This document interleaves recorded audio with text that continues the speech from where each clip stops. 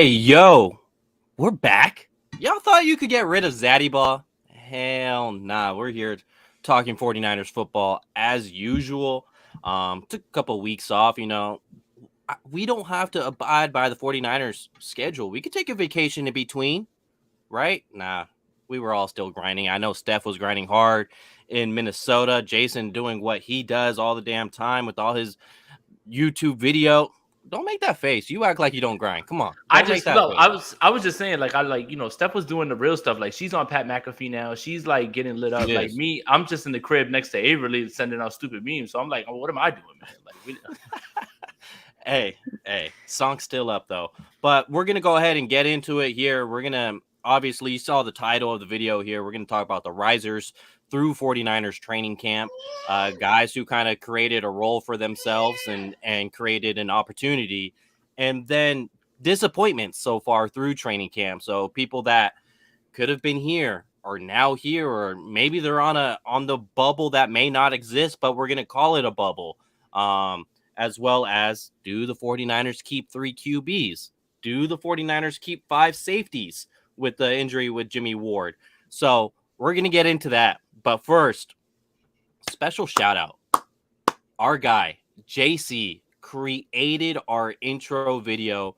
It's officially released now. It is fantastic. Once again, I said my guy had bars, and he came through with it more than I could have ever imagined. I don't know how he does it, but Zaddy Ball, it's on the way. Let's go. Hey, we just talking the game. Leo, Stephen, up Ponce. Stonks off to the Luna. They dreading that like Wale. On the quest for the 6. Debo yards for the sticks. Hey, Jennings like in the clutch. Hey, dominate like they Trent. Hey. Hold up. I am running that mother back. Hey, we just talking the game. Leo, Stephen, up Ponce. Stonks off to the Luna. They dreading that like Wale. On the quest for the 6. Debo yards for the sticks. Hey, Jennings like in the clutch. Hey, dominate like they Trent. Hey. Yo, I'm literally at this point speechless. I can't do a podcast.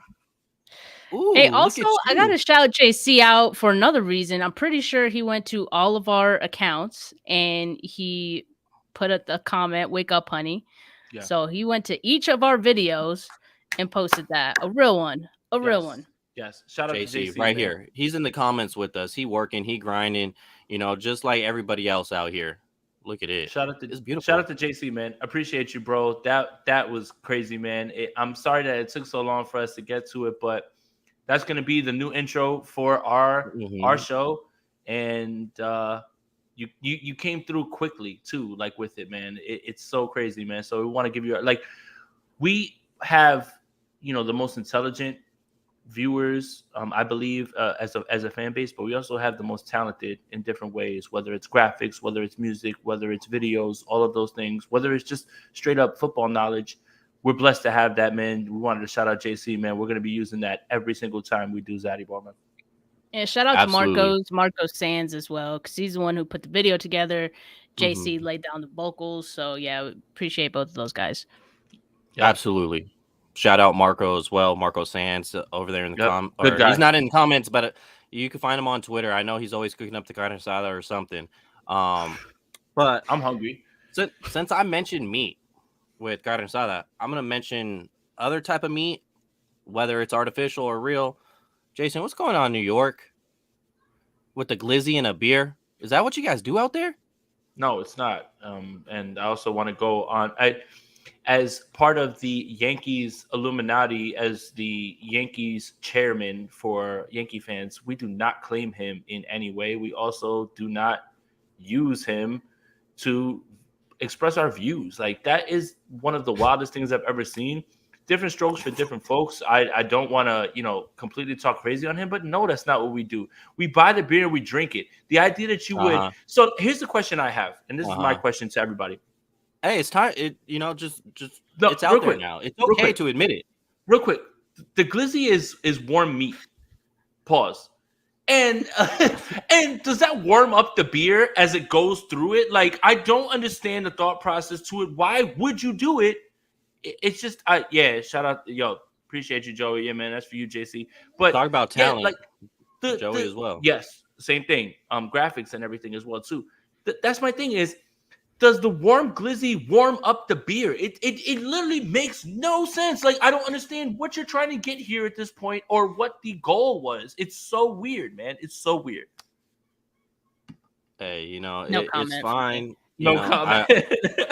I was planning opening day 2023 Giants Yankees at Yankee Stadium. You got a place to stay?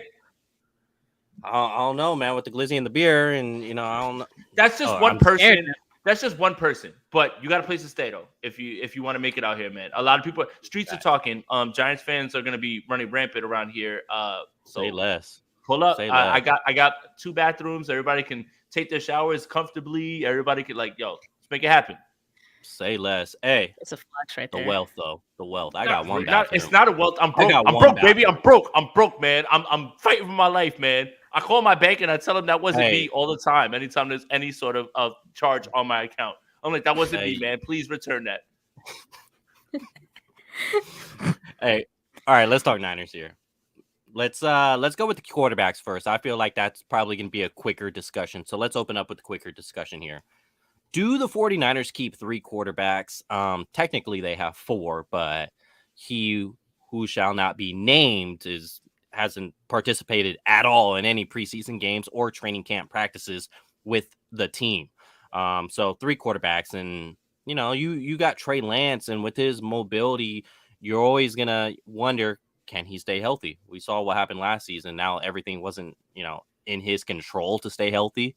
It wasn't that he scrambled out and got injured. He got injured by hitting an Oakland Raider helmet with his finger in that last preseason game. So it's a real thing as far as 3 quarterbacks. I know where I stand on it, but I want to hear you two first before I continue to just keep talking here.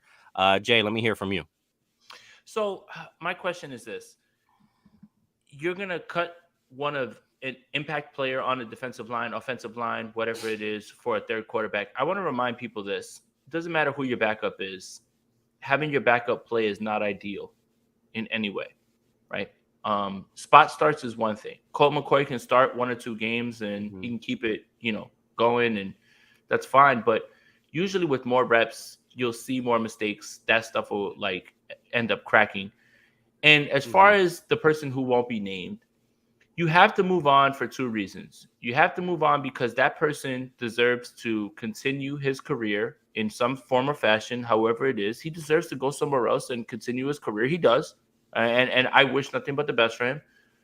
But leaving him around, if you somehow, let's just say, the worst case scenario, you kept him on this roster and Trey Lance struggles 1 game, you cannot allow the media to sit there and ask, oh, have you had any thoughts of going back to him?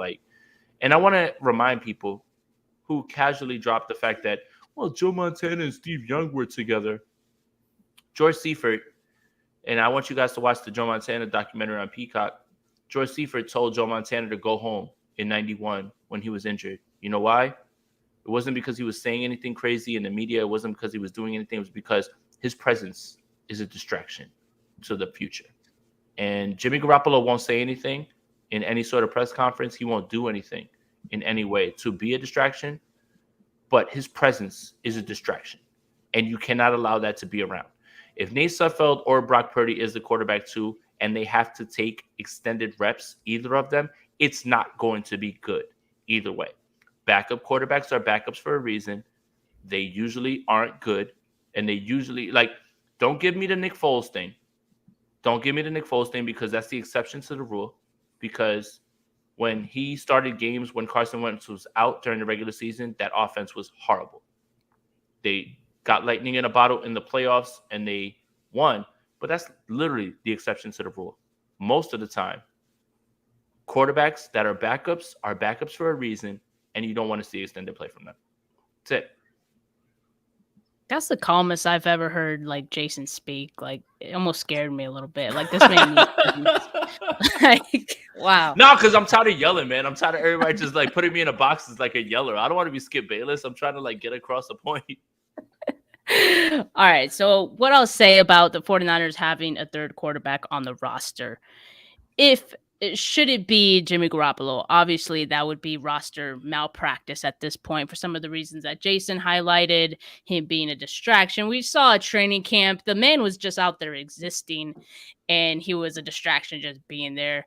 Not so much to the team, but like fans were like, oh my God, Jimmy, things like that. So you definitely don't want that in the picture, as well as just because you can afford to have his his money as part of your salary cap doesn't mean that you should. Like, why? Just because you can? That just feels like a waste of money. Real quick, what's up? Kyle does not keep 3 quarterbacks. He kept 3 quarterbacks during COVID world, and right now that's not where we are right now. Just want to put that out there. Keep going. Yeah, I mean that as well is a good point. And so that's Jimmy Garoppolo. At this point, I really don't see the 49ers keeping Jimmy Garoppolo, whether it be a third quarterback, fourth quarterback, it don't matter. He's not going to be on this team past the cuts to 53. And really, it would be doing a disservice to Jimmy Garoppolo, too, if they just kept him, strung him along, knowing he's not going to be starting. He's not going to have an opportunity to start. So, why keep him on the roster? Give him an opportunity to, catch on somewhere else. Even if that's a Seattle Seahawks team, who cares? Like, at this point, you've waited this long for something to come along, some kind of trade, and it didn't happen. You got to take that L and just cut ties at this point. Now, on Brock Purdy, I know a lot of 49er fans are really liking Brock Purdy. There's like, no, you can't cut Purdy. Like, we gotta keep him. I am indifferent. Like, it wouldn't surprise me, I guess, if they kept him, but at the same time, like, I'm leaning towards them not keeping him around just because I still feel like they can probably cut him and he would probably clear waivers. Sure. Yeah. So, like, I mean, the same thing happened with Nate Sudfeld, right? He was able to go on the practice squad, last year or like the year before that or whatever. And so I think that, this whole notion that Brock Purdy is going to get swooped up is kind of exaggerated. And so I wouldn't be surprised at all if the 49ers go into the season with just Trey Lance and Nate Sudfeld. And honestly, I'd be pretty happy with that. This team is so deep, and especially in other positions of probably greater need, you can argue. You can't argue. No, that's fact. It's greater. There's greater needs elsewhere where they can keep another guy on the roster that I would rather that go to than, Brock Purdy. Sorry, Brock, nothing against you, man. Robert, Nick Mullins was on the practice squad. And when Jimmy Garoppolo went on IR, you bring him up off the practice squad. And that's where Brock Purdy will land, is the practice squad. Now, will someone pick up Brock Purdy from the practice squad? Maybe. I think he's shown enough on tape that it actually looks good. I think he's shown some things. But, yeah, he's not going to make 3. He's not going to make – they're not going to keep 3. Keeping 3 means that you have to cut like a Kerry Hyder, a Jordan Willis. Absolutely not. I would in no way. Go ahead with that. Go ahead, Leo. I was going to say exactly that. Would you rather keep extra defensive lineman that's probably going to get some breather snaps in eventually? Now, those guys aren't going to get 20 snaps, but guess what? You keep Brock Purdy. What are the chances you move on to QB3 during this season? It is very slim to none. And 2, like, Brock Purdy is not the future. He is not someone you cut and be like, damn, that was our future quarterback that just got claimed off of waivers. No, Trey Lance is the future quarterback. So with Nate Sudfeld, Steph, you said it earlier, he was on the practice squad last season. And when Jimmy Garoppolo was out for a game, he was able to get elevated and back up Trey Lance. So it's, if something happened with Trey, who would play? It's going to be Nate Sudfeld. But the thing is, you don't play or make your 53-man roster anticipating an injury at the quarterback position. You don't do that. You make your 53 anticipating that Trey Lance is going to play all 17 games. So for them to say cut someone on the defensive line that could do high, give you high value, I think that would be a huge mistake, cutting a Jordan Willis to keep a Brock Purdy. So you could roll Brock Purdy on the practice squad, keep him in the playbook, because you also think about who's gonna claim him, who's Who is he going to be QB2 for? I mean, come on. That's a good point, Leo. He's Mr. Irrelevant. He wasn't a 3rd-round pick.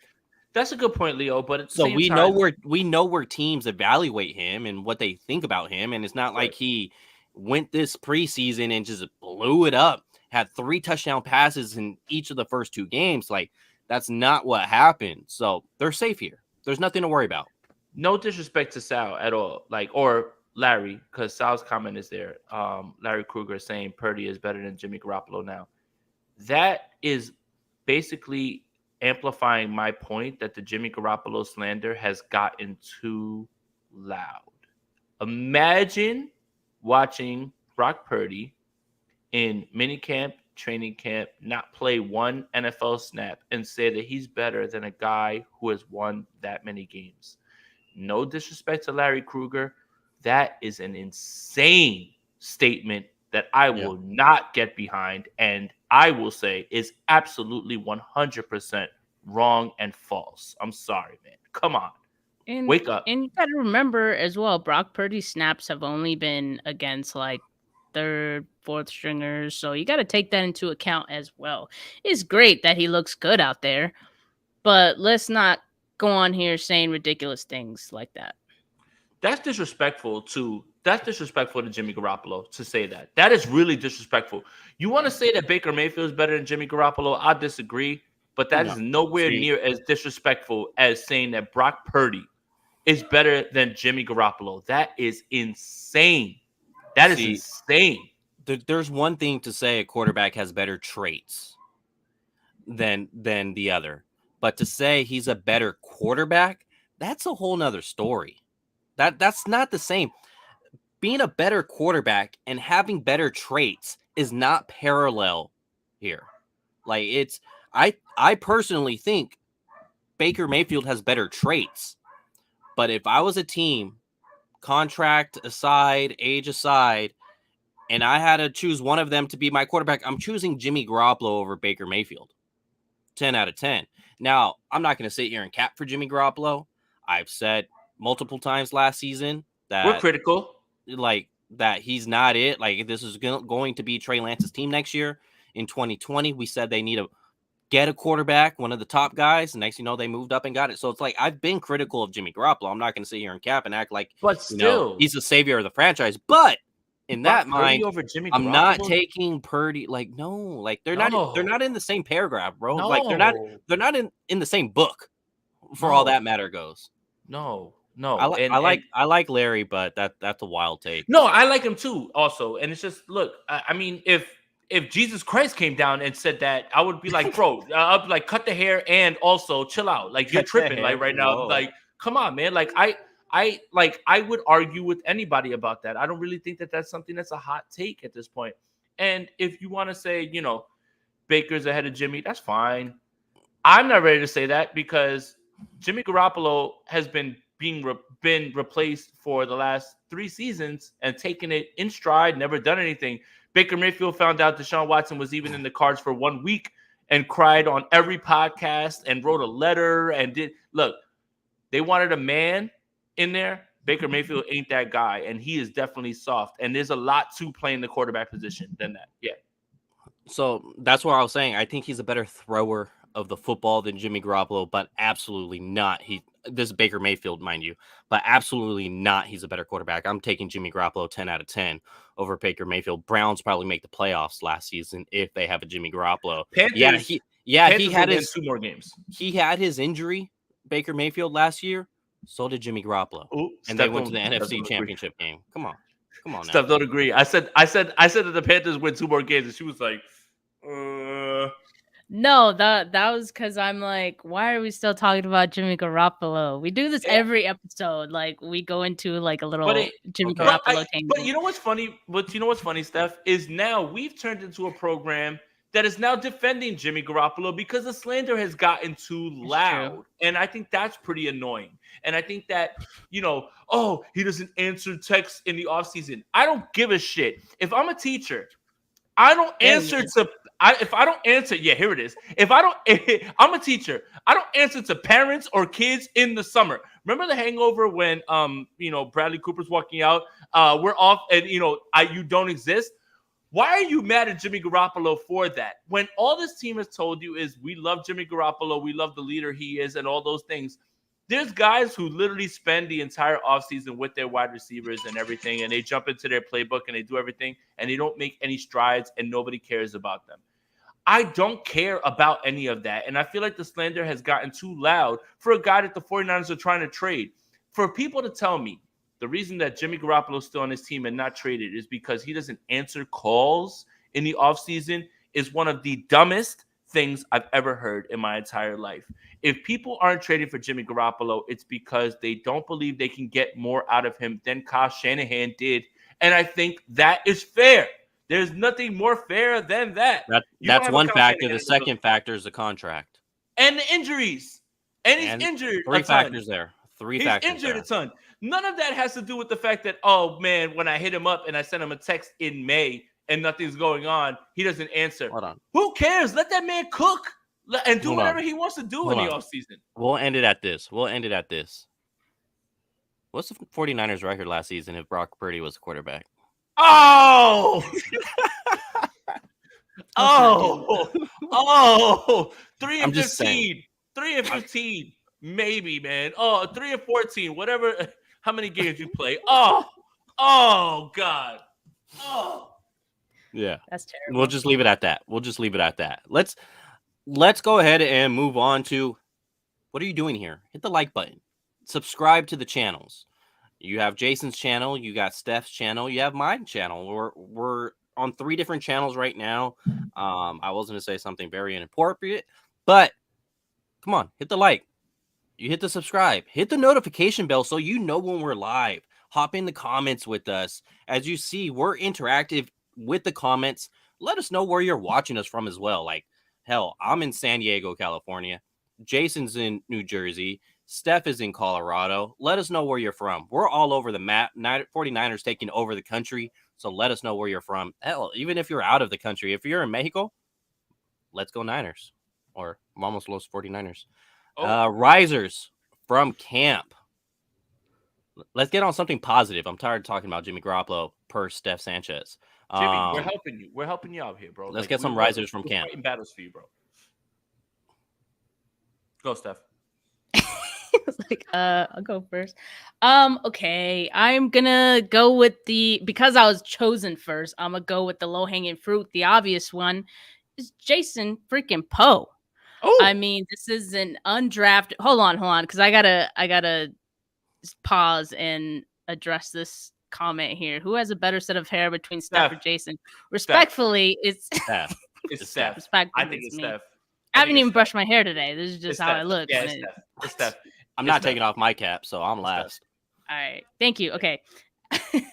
Glad we got that settled. But Jason Pode, to me, has been one of the bigger risers. I mean, we were all very excited about him when the 49ers picked him up as an undrafted free agent. And we had high hopes for him, coming into this team. But I think even then he exceeded our expectations as to, how he's looked so far throughout training camp. It doesn't seem like the game's too big for him. We got Trent Williams handing out awesome compliments to him.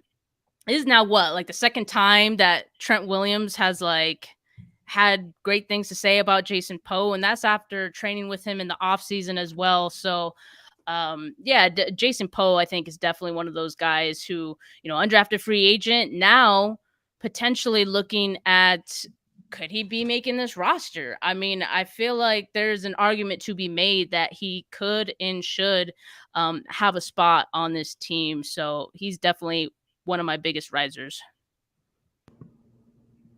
I love the name Jason. Clear. That's why he's making the roster. Tocayo. But Tocayo. All right.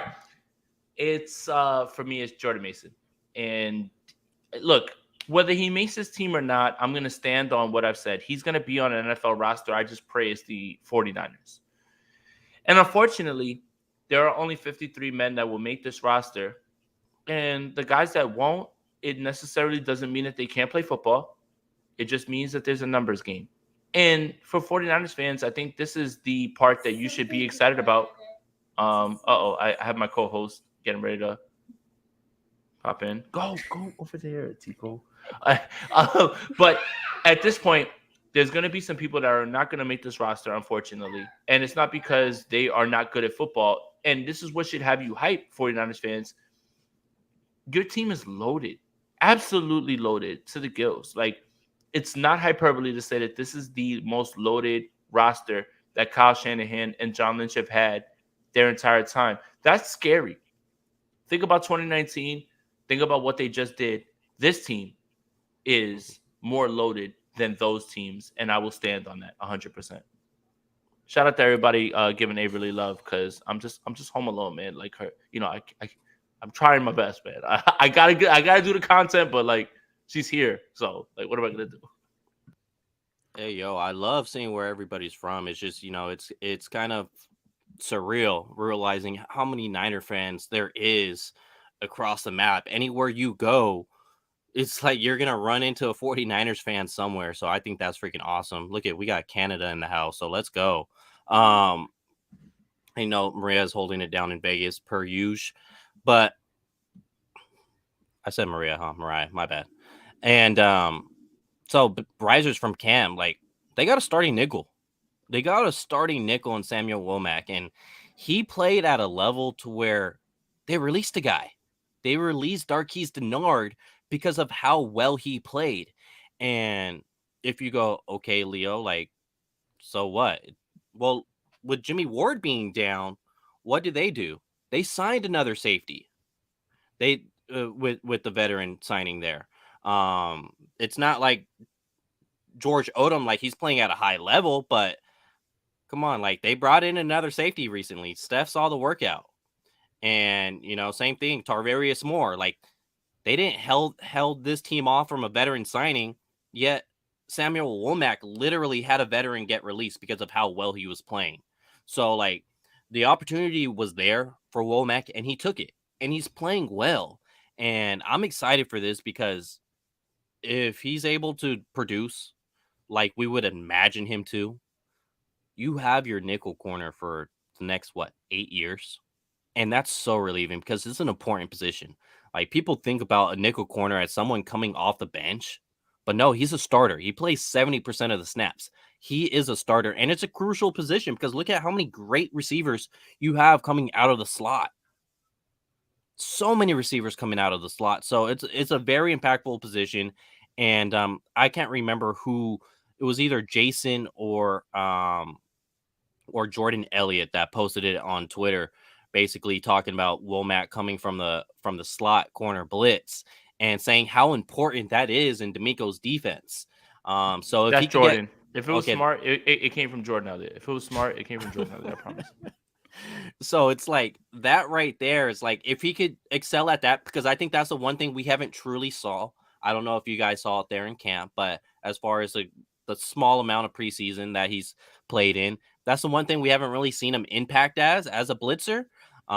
So like, there's obviously going to be growing pains eventually for Womack. He went to Toledo, and this NFL is filled with tons of great talent out of the slot. So, they got a guy.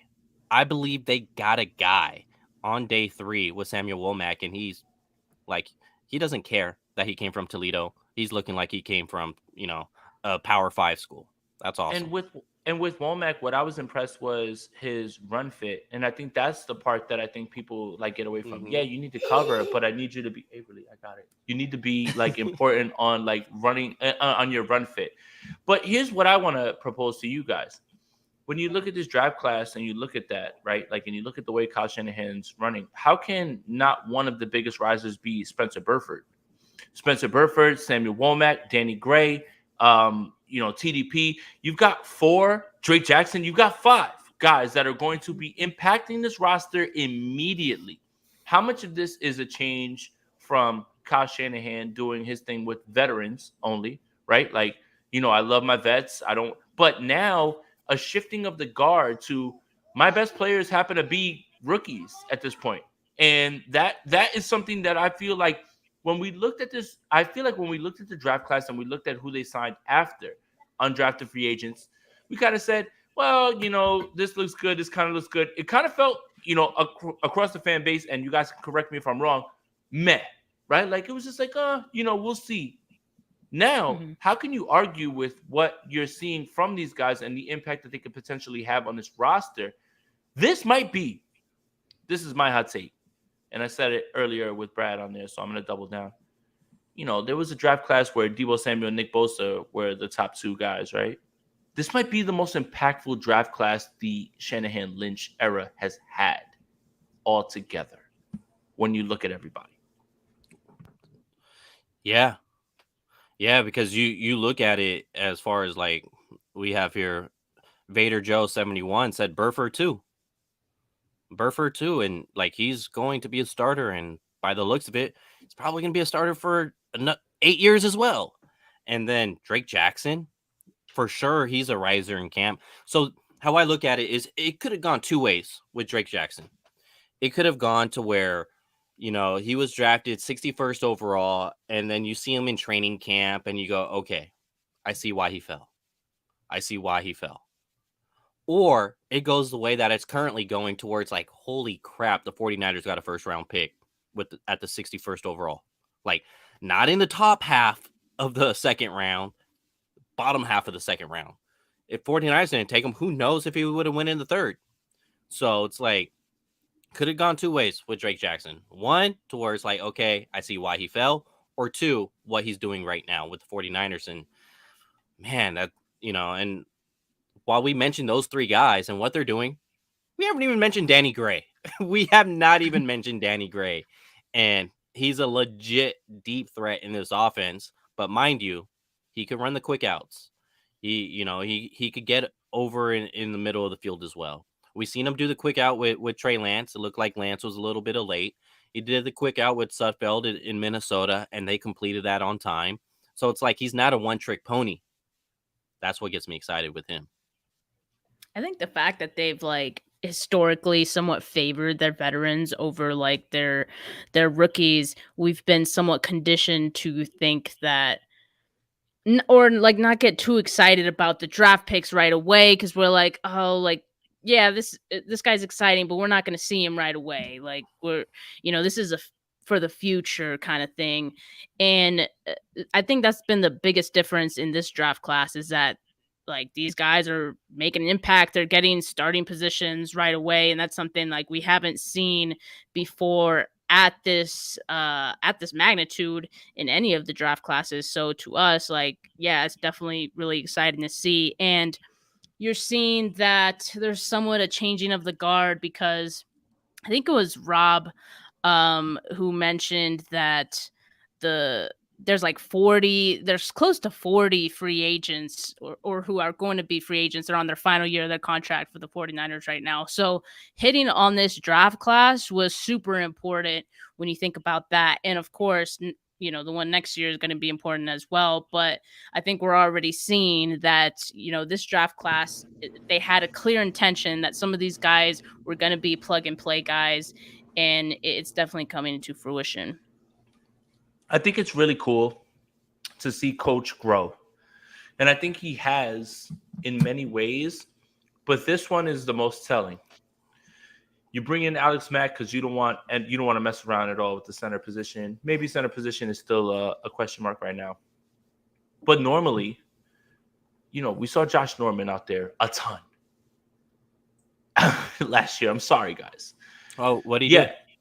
I mean, he punched out fumbles, and such. But I think to watch a coach get new information, grow, use this in different ways. You got Aaron Banks, who's going to be in his second year, probably being a left guard. You've got a starter, right guard, rookie. Danny Gray is going to impact. Drake Jackson is going to impact right away. Jordan Mason, TDP, those guys are brand new guys, and you're going to see them probably, fingers crossed Jordan Mason makes his roster. But yeah, I'm more excited about the growth. And I think that any coach that stays rigid in anything that they do, anybody who stays rigid in anything across the board has problems. But football coaches in this regard, they need to be better when it comes to processing information. And I think that's the part that's got me excited, man. Like look, Jason Poe, Steph's highest riser. Jason Poe, if he's 6'1", then I need to check the way that you measured that, because I doubt it. I doubt it completely. But again, watching him and you're seeing this and you're getting your process going, you notice that he needs to play, and it doesn't matter who he's playing against. Someone asked a very good question in the last show that I just did with Brad. Well, does Jordan Mason play better against ones, and then we haven't seen him against ones? My response is if he gets the same openings that Elijah Mitchell got, he should be fine. And I think that that's fair to say, right? I think that he would actually improve when it comes to the ones. So it's good to evaluate guys while they go, and it's good to use that context of third and fourth stringers. But being evaluating, you have to like be able to project them a little bit further. And I think that that's where kind of we are with all of these guys. It's been, for what everybody says, the second game a little bit boring because they weren't starters. But I thought the second game was very telling as to the development of many players who are going to be either on the bubble or backups. And I thought that was really good. Yeah. And you just love it, because how many like year one starters are you going to have on this team? And we expect this team to make a championship run. Now, where does that fall?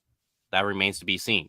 But you expect them to be a title contender to start the year. And when you look at year one starters, you got Hufanga, who's looking really good. You got Womack, who's looking really good. You have Burford, who's looking really good. You have Aaron Banks. You have maybe Danny Gray. I don't know. With him, but you have those. You have Trey Lance, obviously, that's 5. You could even consider Brendel being a year one starter as well. He is a year one starter. That's what I wanted to point out real quick. Spot starts. Now you're looking at 6. This is like what you said. Look at Kyle Groh. Last year, or the years prior, I don't think we had this many year one starters on a team to go into the year. But now Kyle has realized, you know what? Sometimes these veterans are a little over the hill, and you got to know which ones are and which ones aren't. Obviously, Alex Mack wasn't. Obviously, Josh Norman was. So it's like he trusted his scouts, let them do their work, and now look at, you're talking about the past 2 draft class. You have Trey Lance, you have Hufanga, you have Aaron Banks, 3 starters. That's huge for a draft class. When you get 3 starters out of a draft class, that is big time. And then this year's draft class, now you got Burford, now you got Womack. Danny Gray looks like he's going to be a starting slot receiver here pretty soon. He's going to continue to push Jawan Jennings. So it's like, who knows what happens at the running back position. Jordan Mason being a part of that undrafted free agent class. So this is good times. I just want to also, point out 49er Josh Blacksuit's comment here. Slap the like button and show some respect, please. Let's go, Faithful. I love that you guys kept dropping in. I'll go over where you're from. College Station, Texas, New Jersey, Southern Indiana, Washington State, Ontario, Canada, Vegas. Niner Faithful says he's from Jamaica, but he lives in Connecticut. Vader Joe, North Carolina. Chrissy, Albuquerque, New Mexico. And then Toby came in here with the donation. Much love from, go ahead and say it, Jay. I think you're on mute. You're on mute. Idaho. Yes, you are. Wow. Unbelievable. Set him up. Completely set. I can't believe you didn't see that coming. Ron's question is really good though too, like that he asked me real quick, and I have good insight into that. No, the one before it about hey, if you're not gonna add any commentary. No, he asked is Sudfeld's arm stronger than Purdy's? It is. What Purdy does well is Purdy is good at processing, but Nick Mullins was good at processing.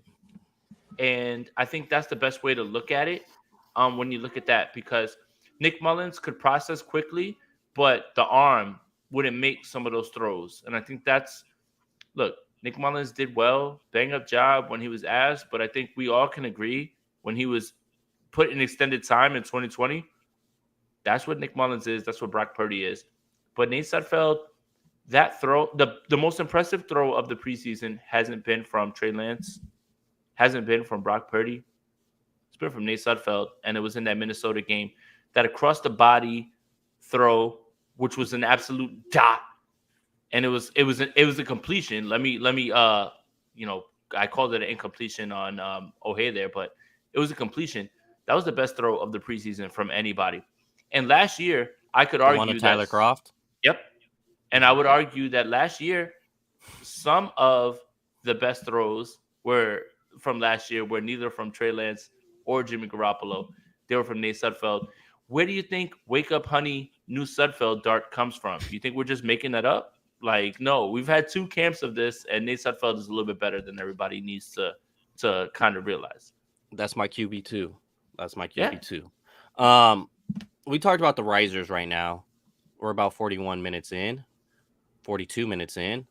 Let's talk about some fallers. Like, being content creators, we can't just create Disney content. Although I don't even know if you can consider Disney freaking happy movies anymore.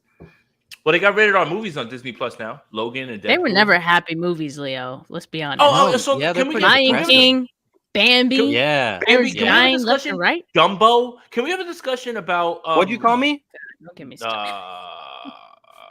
Can we have a discussion about how Disney movies are traumatizing? Bambi, literally, if I wanted to describe that movie, it's someone watching their mother get murdered early in the movie. Lion King, the father dies. What was the other one that I just mentioned? Pinocchio, scary as hell. That's like one of the scariest movies I've ever seen in my life, man. When you look at the kid turning into the goat, like in that movie. Yeah, Disney movies are traumatizing. There's nothing nice about those movies. Coco, where the grandma passes away.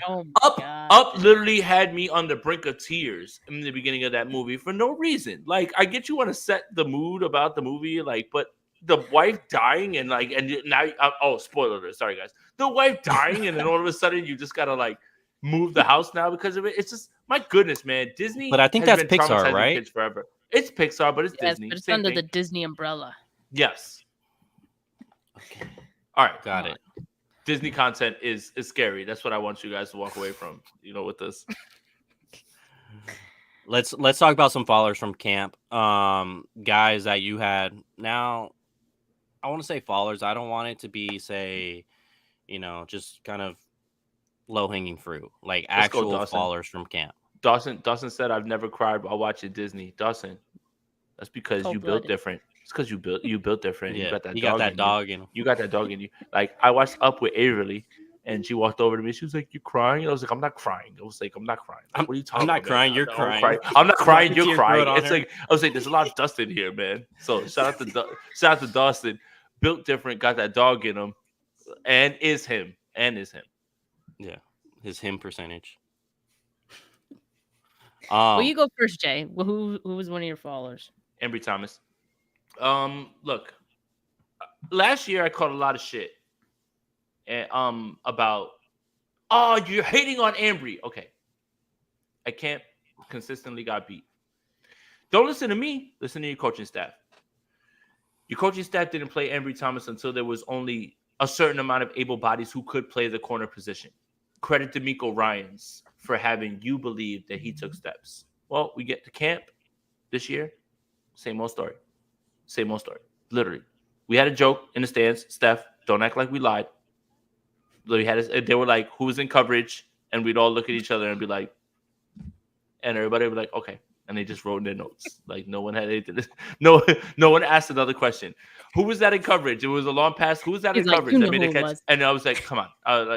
And look, this isn't me being disrespectful. This is me evaluating. Unfortunately. And if you noticed, Steph was at Minnesota. Steph, Embry Thomas didn't get injured until the middle of those joint practices. Who was running in front of him? Kadar Holman, Crawley, who they literally like had just signed. Like, days, weeks before. So when I told you guys I wasn't confident in Ambry Thomas, you were like, oh, well, he intercepted that pass in week 18. Thank you. Appreciate that. They didn't target him much in that game. Appreciate that. But if you look at the NFC Championship game, and I don't want to force anybody to watch that. I'm not going to implore you guys to watch that game again because that game hurts too much. Yeah, man. He's not that guy, man. He's just not. And Ambry Thomas was the biggest faller. Like it's every 1-on-1. It's every time 11 on 11. I don't know what else to say, man. Like don't get mad at me. You need to start being mad at the player. Like don't be the messenger then.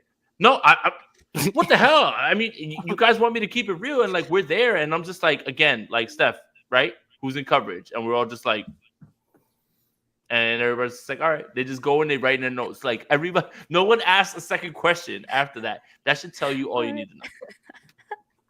I'm dead. But could you really be a faller if you were already at the bottom, Jay? Like, I wouldn't say Ambry was at the bottom though. He started NFC Championship game. Like, what I mean by faller is this. Though? What I mean by his faller is this. Second team, right? Charvarius Ward and Mosley have it.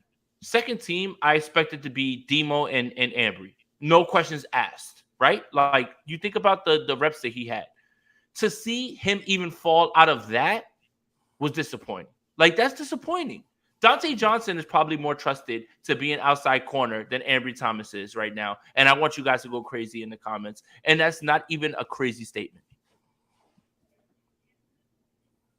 All right. I am going to say I try to choose someone different because honestly there aren't that many fallers, but I feel like there's a lot of low-hanging fruit. One of them was Ambry, and I'll let you have the other one, Leo.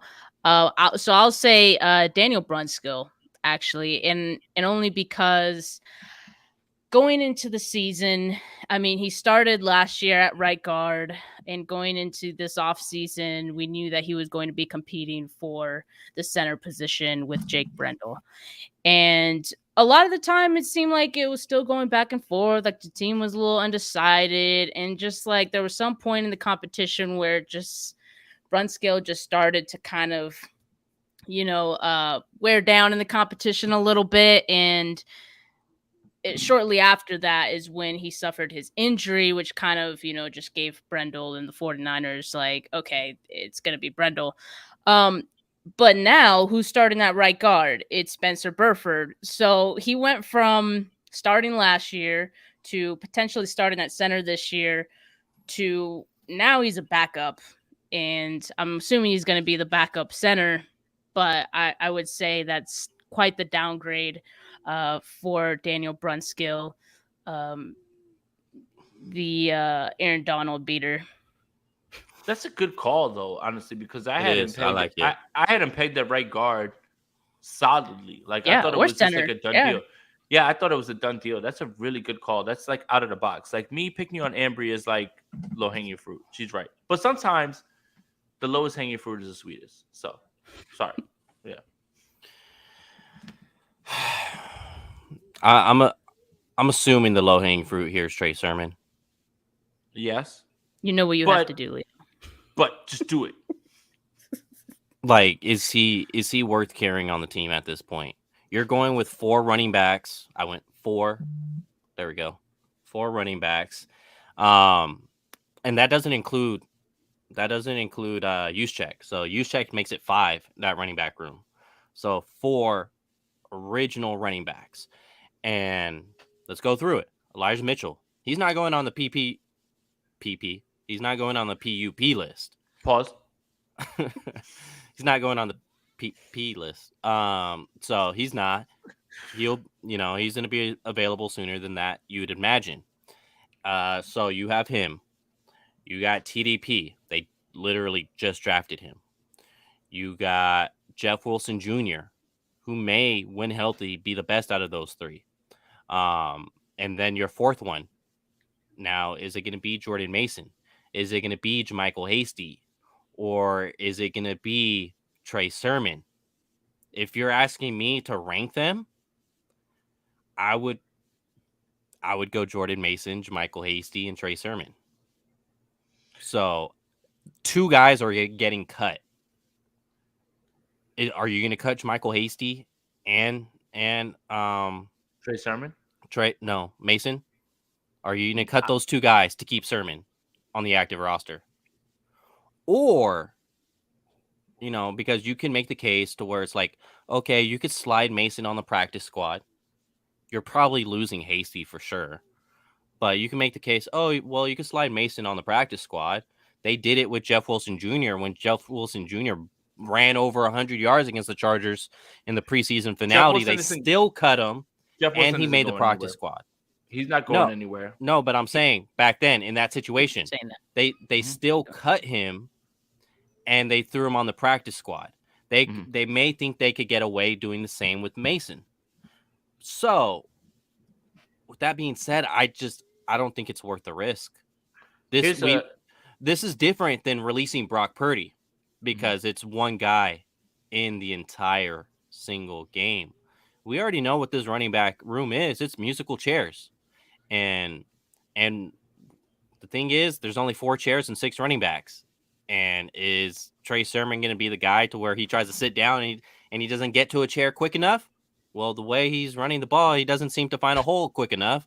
So, I think it's going to be very tough for him. I think he has to go uphill here to make this team. And I wouldn't be surprised one way or the other. But if it was my choice, I'd probably, just let him go. Here's one more. And this one is not going to feel good. Jawan Jennings. Yes. Talk about it. It's fine. It's just training camp. It's just preseason. You're not overreacting. He is getting outperformed. It's fine to say someone is getting outperformed. Can we normalize that? Yeah, we can. But I have an issue with 49er fans when I put out the idea, hey, maybe we should sign Julio Jones. And I don't lie to you guys when I say that I got responses. We have Jawan Jennings. He's a young Julio. Keltz is here in the comments with you saying Jennings. Let me just say that you saying that Jawan Jennings is anywhere near Julio Jones, even in his diminished state, is not only a slap in the face to Julio Jones, it's a slap in the face to Jawan Jennings. What I was saying was this team didn't necessarily need Julio Jones. They didn't. But it felt like Jawan Jennings was going to be wide receiver 3. Fine. He made strides last year, and he looked like the guy. He was literally bigger Kendrick Bourne, right?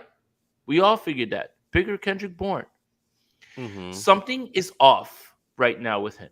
Not only the drops, and everybody after the Minnesota game, I said, oh, that's a drop by Jawan Jennings. They were like, the DB made a play. Stronger hands. And when I watched it on all 22, you have your hands, you got the ball, tuck that away, and no defender, especially no second or third, grade defender, is going to be able to knock that out. This is what I wanted, and this is why I wanted Julio Jones. Situationally, you're going to keep his body safe. You're not going to have him hurt. He didn't want any money. And you have a deep threat and a red zone threat. And look, I don't want to talk bad about our players. Jawan Jennings on his best day ain't better than Julio Jones on his worst day. Ever. I'm sorry. And I don't want to be that guy. I don't want to be a dick. Sounds like a dick move. Whatever. But don't tell me that the 49ers are fine at wide receiver 3 because they had Jawan Jennings. And you didn't want to take a shot on Julio Jones. That part was the part that frustrated me the most. If you want to say, I'm staying away. Yeah, exactly. If peeing your pants is cool, consider me Miles Davis. That's exactly what Jesse's saying. Like, you guys have never seen Billy Madison. But I don't get it, man. I don't get the thought process. If you had Julio Jones and you have him situationally as the wide receiver 3 in those same spots that Jawan Jennings is, I would implore you guys to watch him play on Tampa Bay. I guarantee you he has one of his best seasons that he's had with his limited snaps. I mean, it helps that Tom Brady's going to be throwing him the ball, but yeah, man, 49er fans, like, it's cool to be excited about your players, but it's also cool to say that other players are better than your players and you can upgrade. I think that's the best way I could put it. That's it. someone who has been Jawan Jennings' hive, it pains me to say he has been struggling with drops mostly like throughout camp. Just like Jay, like what you said, like it just seems like something's off. Like he just doesn't seem like he's all there right now. And it's weird because Kyle Shanahan even kind of brushed it off as, oh, like Jawan Jennings, he's a late starter. It's weird, especially because Brandon Ayuk. Granted, I was going to say, why is he not tossed to the Lions in the doghouse? Go for it, Steph. Right. You got it. Which is like Brandon Ayuk, sure, he was a second round pick, so you have higher expectations, but still, like you should have expectations for all of your receivers, especially Jawan Jennings, who is now in his fourth year with the team. Third year. So, so he should know better. He should come to camp prepared, focused, especially with the new additions that they made with Ray McLeod and Danny Gray. He should know that's his competition, his direct competition. And right now, I would say Ray McLeod definitely deserves those snaps over Jawan Jennings. Even Danny Gray in situational, spots, he would get those snaps. He should get those snaps over Jawan Jennings based on what we have seen leading up to this offseason. I mean, I hope he could turn it around like once the season starts and like games actually matter, plays actually matter. But I mean, when he's only been on the roster for the one season last year. So to me, even the preseason snaps should matter to him. See, he's by any means not a lock. So I see Stephen Saunders saying Hankerson needs to do better catching drills. But can we talk about the fact that it doesn't matter who the wide receiver coach is, this team has drops? I mean, Debo was high up on drops. George Kittle drops the ball a ton. I mean, he dropped them on one-on-ones. And look, Jennings is going to make this team. I'm not saying that he won't. I'm saying if we're talking fallers, it's disappointing to see somebody that everyone had pegged as the wide receiver 3 and was going to take another step to take a step back. I think that's the biggest issue. But this team has struggled with drops. It don't matter who the wide receiver coach is. All across the board. Debo drops passes. George Kittle drops passes. George Kittle dropped a pass in the divisional game. That should have been like a 70-something. And that's why I don't know if it's necessarily the wide receiver coach. Maybe these guys are just who they are. Mm-hmm. Bro, it's at the end of the day, they've been playing football for so long. Wide receiver coach has nothing to do with these guys' hands. You can get on the jug machine 1,000 times a day.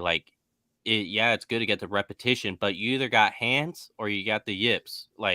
You don't go from yips to hand to becoming Larry Fitzgerald all of a sudden. Right. It's just all about being consistency. That's the whole thing about the jug, is that you're able to have that consistent just reps, catching the football. It's not like it's going to turn, Stuart Little into an all-pro receiver just by catching the jug machine. It's not. It's just repetition so that you're able to stay consistent to where you are. And then I just wanted to touch on this because I find it funny. I'm one of the guys that's kind of like a little way too much in the offseason in terms of players' contracts, looking everywhere. Something I found hilarious this offseason was saying the 49ers must re-sign Jawan Jennings and they must bring him back. Yo, he played one NFL season. He was going nowhere. He has team control this season and team control 2 years after this season. It's the same situation as Daniel Brunskill. The whole 49ers gave an offer. They were always going because these guys are making $1 million. They didn't bring back Kendrick Bourne. They didn't bring back Kendrick Bourne. Think about that. Think about how solid Kendrick Bourne was and how much he was impactful on his team, and they let him go get paid somewhere else. I don't think that. But look, Jay Aguayo 56. No one's saying that the receivers are not going to be fine. This is a question about fallers. There's a question about fallers from 49ers camp. He's a faller. He's a faller. Yep. He's had drops throughout camp. He had drops in the Minnesota game. It's continuing. Can he break out of it? For sure. But he had drops last season too. But at the same time, he's gonna make this. No one is out here calling for him to get cut, in any way. If anything, he'll make the team. I'll be upset if he's cut. I'll be upset if he's cut. Me too. No one is actually calling for any of that. No one. What Jason's saying is taking the next step. He was a faller. He hasn't done that in camp. Next step.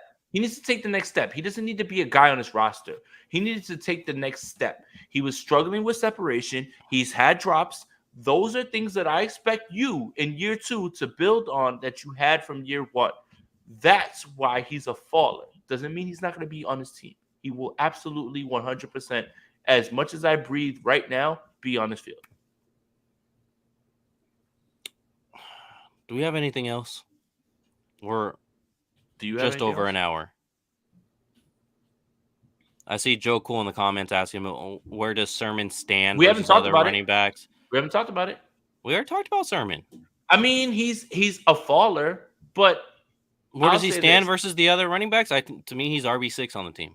Yeah, but Wednesday, August 24th, 7:07 Eastern time, and I reserve my right to change my opinion with this next game because who knows, Trey Sermon could come out and ball out and run for a bunch of yards. I don't think he's gonna get cut. Steph, I think we lost Leo. I don't think you can see that, but can you hear me still, Steph? Yeah, I can hear you. Okay. Yeah, I don't know what's going on up there. Okay, Leo. Cool. As long as you can still hear me, he'll get back. No one's gonna trade for Trey Sermon. First of all, no one's gonna trade for Trey Sermon. You can hear me? Yeah. No, I agree with you. Yeah. No one's trading for Trey Sermon. No one. And I don't know about you guys, and I'll leave it up to you guys. You're all 49ers fans like I am. To cut bait on a 3rd round player who is physically fit to play while you drafted a 4th round punter does not sit well with my soul. At the same time, you can't use draft capital as a way to evaluate a player. But basically what you would be telling the fan base by cutting Trey Sermon is we took a 3rd round pick and we set it on fire and we sent it off. I will not feel good about that in any way. There's no good vibes around that in any way. Trey Sermon had a good time at training camp. There's no good vibes around that. 3rd round picks aren't 5th round picks.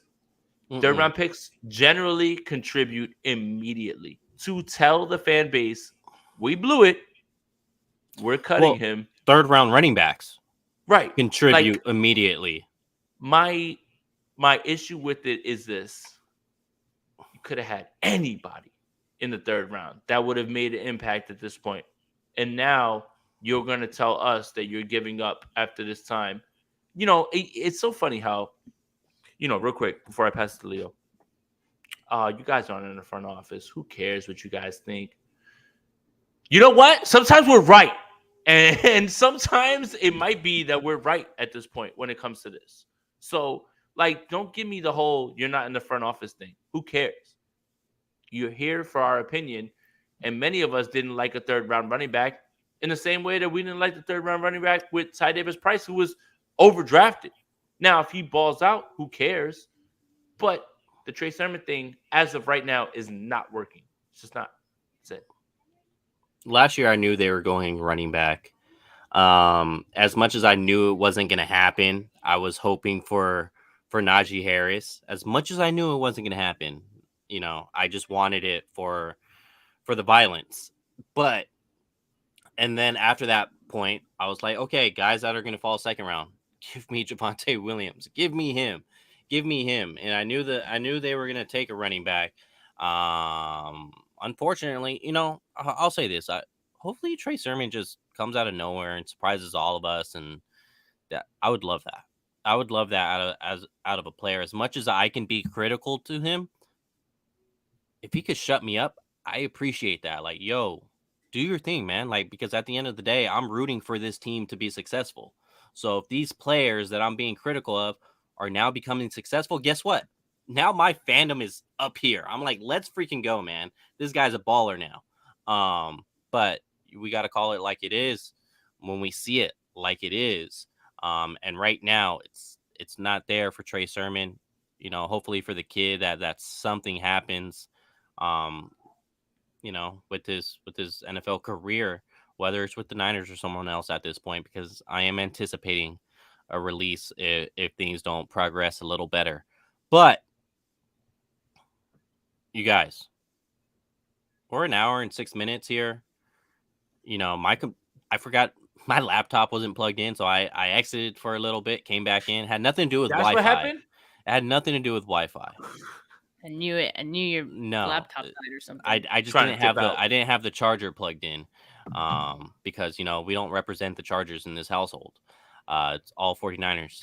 So Wow. it's that's a deep connection to like make. It's like I'm a 49ers fan, but Chargers are all plugged in. Like at this point, like what are we doing here, man? As I know you're from San Diego, so it bothers you more, but they're not here for it. They're LA now, so don't count. Oh no, like the Charger fans that I did know here, they're not here anymore, to say the least. So it's we're an hour in. Hit the like, comment, subscribe, notification bell, so you're here from the jump. Let's do it, man. Zaddy Ball, we're back. We'll be back next week. Man, shout out to everybody in the chat. Thank you. Y'all guys. came with it today. And thank you guys for tuning in. Appreciate you guys. Make sure you follow all of us on Twitter. Make sure you follow Steph, man, because Steph's on Pat McAfee right now. I don't know. I want to text her, but like I'm scared because I'm just like I don't know if she's gonna answer. It's above her pay grade. I'm gonna pull a Jimmy Garoppolo on you and just ghost you. Yeah, and you know what? If you pull up in the season and you kill it with the content, I don't really care what you do in the off season, man. I thought Steph was changing the number for sure. I thought I was gonna get a number that doesn't exist anymore. But you were gonna get one of those answers like, AT&T has restricted this person's account or something like that. Yep. All right. But it's my go-to move when I ghost women. All right, let's get out of here. Hey, go to Yankee Stadium, have a glizzy and a beer. You know, Yankees. No, don't do that. Don't do that. Please don't do that. Appreciate you guys. We'll see you next week. I'll see you sooner, Jason.